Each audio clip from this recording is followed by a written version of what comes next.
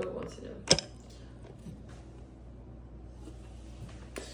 All right, hello, my name is Bill. I'm just going to do a quick neuro exam on my patient here. So I have a 27-year-old female. And first, I'm just going to assess that she's alert and oriented to person, place, and time. So can you please just tell me your name, please? Courtney Munn. And then can you tell me where you are right now? At my house. And can you tell me what is today's date? June 24th, Very 2025. good.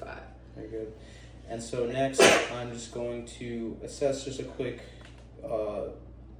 recall, some memory recall. Can you just tell me what you had for breakfast this morning?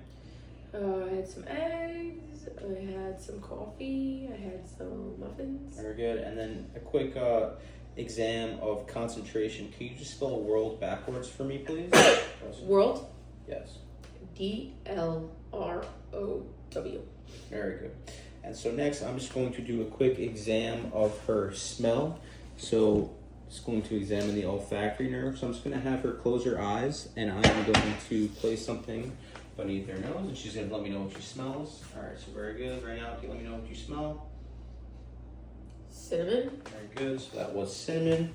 And the next thing we're going to examine here, I have here.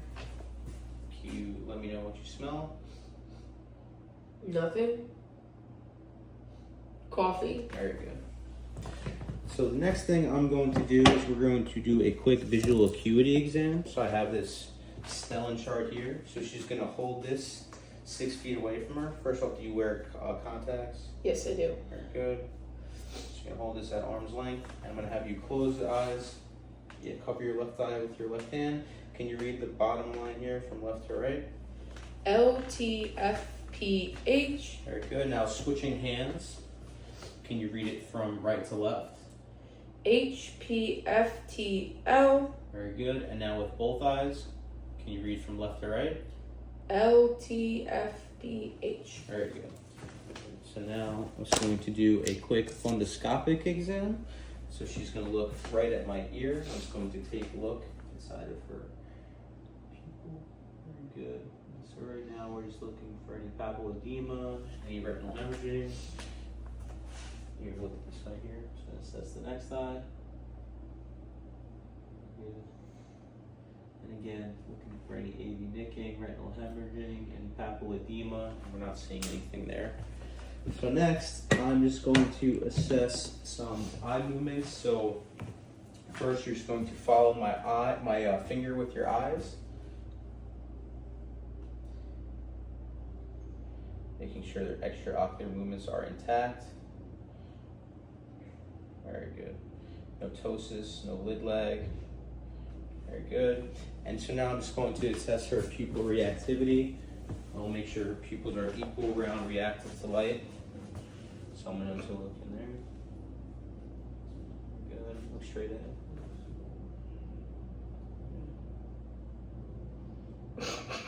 And her pupils are equal, round, reactive to light. And next we're going to check for accommodation. She's just going to look straight ahead at a distant object. I'm going to have her look at the coffee machine. And when I say so, I'm going to have her look at my fingertip, okay?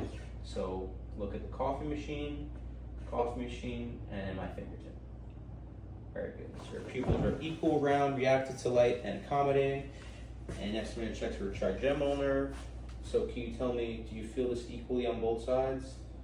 Yes. Checking all three phases of the trigeminal nerve. She feels everything very good. And so next I'm just going to check her visual fields. If you just stand up for one moment, please. You're gonna look at me. You're gonna cover your right eye with your right hand, and you're gonna look right into my eye here. I just want you to let me know when you see my fingers in your peripherals shaking. No. Very good. Now switching. No. Very good. So have a seat, please. So next thing I'm going to do is I'm just going to assess some facial nerve motions. So can you please raise your eyebrows? Very good. Can you close them nice and tight? Can you puff your cheeks out like this?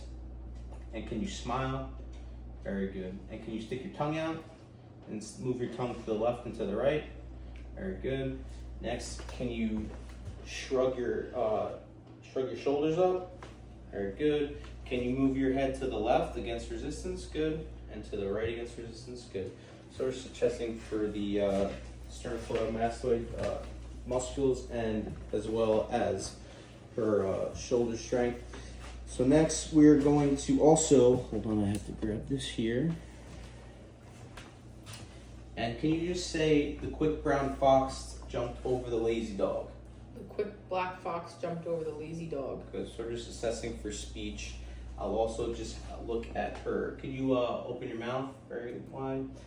Looking for the uvula, make sure the uvula is midline. At this point also I would do a gag reflex if it was indicated. And so next off, I'm going to assess her hearing. So we'll do a whisper test and then a Weber and Renee test. So first off, I'm just gonna have you close your eyes and can you cover your right ear with your finger, nice and tight. And I'm gonna whisper in your ear and let me know what I say. Baseball. Baseball. Very good. And so I'm gonna go to this side. You need to cover your left ear, nice and tight. Soccer. Very good. And so now we're just going to do a quick Weber and Renee exam. So the Weber test, I'm just going to start this here, place it at her top of her forehead, and she's going to let me know if she hears it equally in both ears. Do you hear this equally in both ears? Yes. Very good. So next we'll do the Renee exam. So we're going to check for air conduction greater than bone conduction. So I'm going to place this on her mastoid process. She's going to let me know when she stops hearing it. Do you hear this first off? Mm-hmm. When you stop hearing the buzzing, let me know. I stopped hearing it. You still hear it? Yeah. Very good. Next, we'll check this one. Placing at the mastoid process. Again, checking for air conduction greater than bone conduction. You hear the ringing? Mm-hmm. Very good. I don't hear it anymore. Do you still hear it? Yes. Very good. So that was a negative Weber's and Renee test. So next we're just going to do a quick Romberg as well as a pronator drift exam. So I'm just going to have you stand up, please.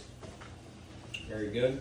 So I have her standing with her arms at her sides, assessing for any swaying, any loss of balance. This is a Romberg's exam.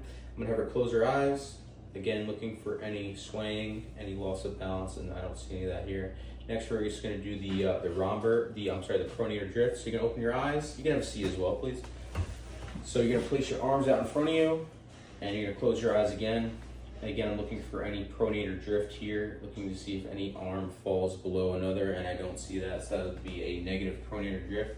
Next, I'm going to check for rapid alternating movements. She's just going to go on her hands like this. Good, and I don't see any problems with her rapid alternating movements. Next, I'm just going to assess her strength. So I'm going to have her squeeze my hands nice and tight, tight, tight, tight. Pull me towards you. Good, push me away. Very good. Can you kick out? Very good. Can you pull back towards you? Excellent. And so now I'm just going to have you stand up, please. And we're just going to assess her gait. And I'm just going to look for just a normal gait, normal arm swaying. Can you just walk nice and normal? Very good. Good. I'm going to have her walk back on her heels. Good. And then walking forward now on her toes. Very good. So I don't see any issues with that. And so having her seat down again, I'm just going to do some cerebellar functioning. So can you please put your heel up and rub it against your shin and on the next leg as well. Very good. And then as well, we're going to do a quick finger to nose exam. Can you touch my finger with your finger and then touch your nose? Touch my finger, touch your nose, finger, nose. And then now can you switch hands? Finger, nose, finger, nose, finger, nose. Very good. So now I'm just going to do a quick exam with some deep tendon reflexes as well. So now I'm just going to do a tricep reflex. So I have this arm nice and relaxed. I'm going to hit this tendon right here. Very good.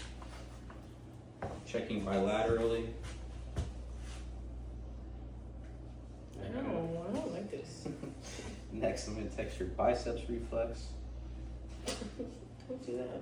All right. Very good.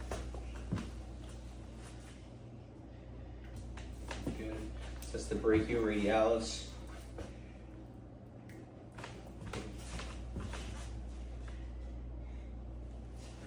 And the patellar reflex.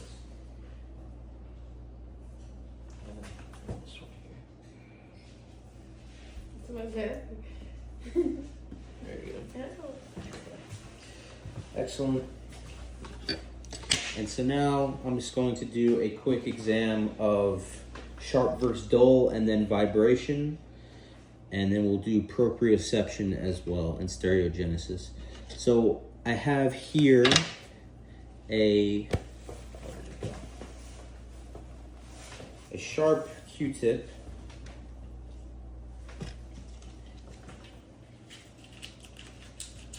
So I'm just gonna have her close her eyes and she's gonna let me know if she feels a sharp sensation or a dull sensation. Ready? So is it sharp or dull? Sharp. Very good. Sharp or dull? Dull. Very good. Sharp or dull? Sharp. Sharp or dull? Dull. Sharp or dull? Sharp. Sharp or dull? Dull. Sharp or dull? Sharp. Sharp or dull? Dull. Very good. Sharp or dull? Dull. Very good. And so now I'm just going to check stereogenesis. So I'm going to have her close her eyes. I'm going to point her toe either up or down, and she's going to let me know whether it's pointed upwards or downwards, okay? So close your eyes. And is your toe pointing upwards or downwards? Up. Upwards or downwards? Down. Very good. And then, so now I would also check for a Kernig's and Brzezinski exam. It's a little difficult to do in the confines of this area, but I could just explain it as well. So for the Kernig's exam, I would have her lying down flat on her back. I would flex her hip as well as her knee to 90 degrees. At that point, I would passively extend her leg, and if she were to feel pain in her knee, that would be considered a positive Kernig's exam. And then as far as Brzezinski's exam, I would have her laying flat again, and her legs would be flat as well. And I would passively flex her neck, and if she were to then reactively flex at her hips or her knees, that would then be considered a positive Brzezinski's exam.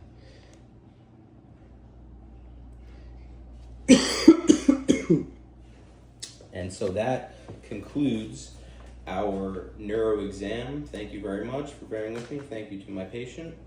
And yeah. Ooh.